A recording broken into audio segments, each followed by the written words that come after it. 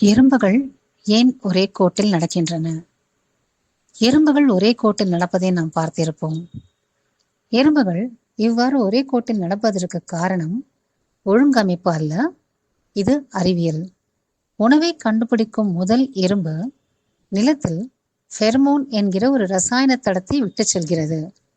மற்றைய எறும்புகள் கண்ணுக்கு புலப்படாத அந்த ரசாயன தடத்தை வாசனை மூலம் கண்டுகொண்டு ஒரே கோட்டில் பின்பற்றி செல்கின்றன.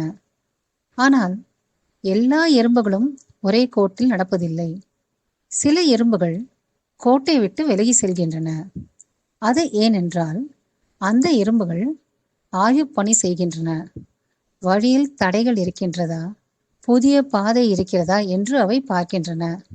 சில சமயங்களில் காற்று அல்லது சூரிய ஒளியால் வாசம் குறைந்து போகும்பொழுது சற்றே பாதை மாறுகின்றன. சமயங்களில் எதிர் எதிர் திசையில் இரண்டு எறும்புகள் முட்டிக்கொள்வது போல் நின்று செல்வதை பார்த்திருப்போம். அது அவைகளுக்குள் தகவல் பரிமாறிக்கொள்ளும் முறை. எறும்புகளுக்கு மீசை போல் இருப்பது அவற்றின் ஆண்டெனா. அவை ஒன்றை ஒன்று தங்களின் ஆண்டெனிக்கள் மூலம் தொட்டுக்கொள்ளும் பொழுது உணவு, திசை குறித்த தகவல்களை பரிமாறிக்கொள்கின்றன. அது மட்டுமல்ல, அந்த மற்றொரு எறும்பும் தங்களுடைய குழுவை சேர்ந்ததுதானா என்பதையும் அறிந்து கொள்கின்றன. அடுத்த முறை எறும்புகள் ஒரே கோட்டில் ஒன்றை ஒன்று பின்பற்றி செல்வதை பார்க்கும் பொழுது அது வாசத்தின் மீதும் நம்பிக்கையின் மீதும் கட்டப்பட்ட ஒரு கூட்டு உழைப்பு என்பதை மனதில் கொள்வோம்.